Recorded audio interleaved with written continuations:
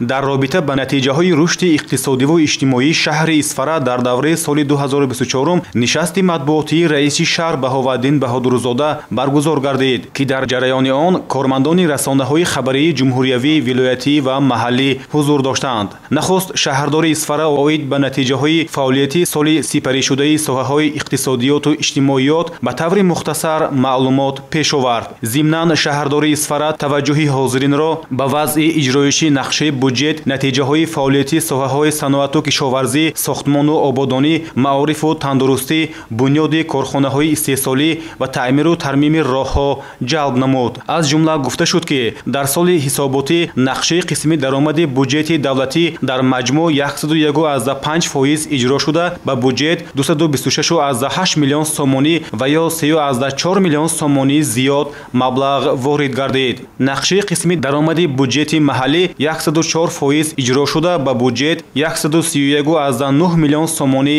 ворид карда шуд, ки афзоиши он нисбати нақша 50.1 миллион сомониро ташкил дод. аз ҳама намуди сарчашмаҳои андозбандӣ як намуди он андоз аз арзиши иловашуда иҷро нашуда, аз ин ҳисоб ба буҷети давлатӣ 12.8 миллион сомонӣ, аз ҷумла буҷети маҳаллӣ 5.9 миллион сомонӣ ворид нагардид. дар давраи ҳисоботӣ маҷмӯи маҳсулоти саноатӣ бо дар назардошти маҳсулоти сектори хусусӣ ва хизматрасониҳо 732.6 миллион сомониро ташкил намуда, суръати афзоиш 118.4% таъмин гардид. дар муқоиса ба соли 2023 ба андозаи 101.7 миллион сомонӣ зиёд маҳсулот истеҳсол гардид. аз тарафи 71 корхонаҳои дар қайди омор буда, дар ин давра ба андозаи 392 миллион сомонӣ маҳсулот истеҳсол карда шуд, ки нисбат ба соли пешин 53.4 миллион сомонӣ зиёд мебошад. дар ин давра 49 корхонаҳои саноатӣ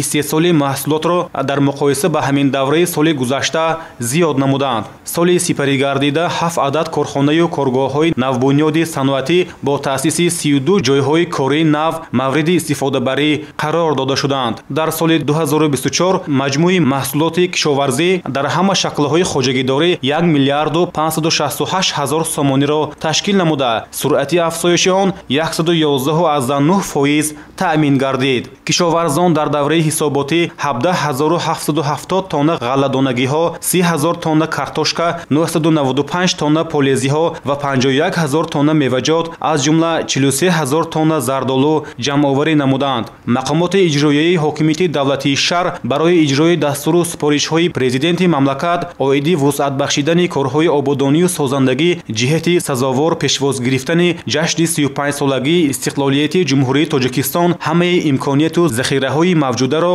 сафарбар менамояд, бо мақсади бо дастовардҳои арзанда истиқбол намудани ҷашни бузурги миллӣ, бунёду азнавсозӣ ва таъмиру тармими зиёда 900 адад иншоотҳои муҳими дорои аҳамияти иқтисодиву иҷтимоӣ ва фарҳангӣ бо маром ҷараён доранд ва кулли сокинони шарафманди он талош доранд, то ҷашни миллиро бо натиҷаҳои назаррас истиқбол намоянд. то ин давра беш аз 658 иншоот ба маблағи умумии беш аз 244 миллион сомонӣ мавриди баҳрабардорӣ қарор дода шуда, дар 46 иншооти боқимонда, аз ҷумла биноҳои истиқоматии бисёри ошона бо марказҳои савдо ва нуқтаҳои хизматрасонӣ, дигар иншооти таъиноти истеҳсолию иҷтимоӣ, корҳои сохтмонӣ идома доранд. минбаъд намояндагони расонаҳои хабарии ҷумҳуриявӣ, вилоятӣ ва шаҳрӣ ба саволу пурсишҳои худ вобаста ба бурду бохти фаъолияти мақомоти иҷроияи ҳокимияти давлатии шаҳр, мушкилоти иқтисодию иҷтимоии мавҷуда, ободонии роҳҳо,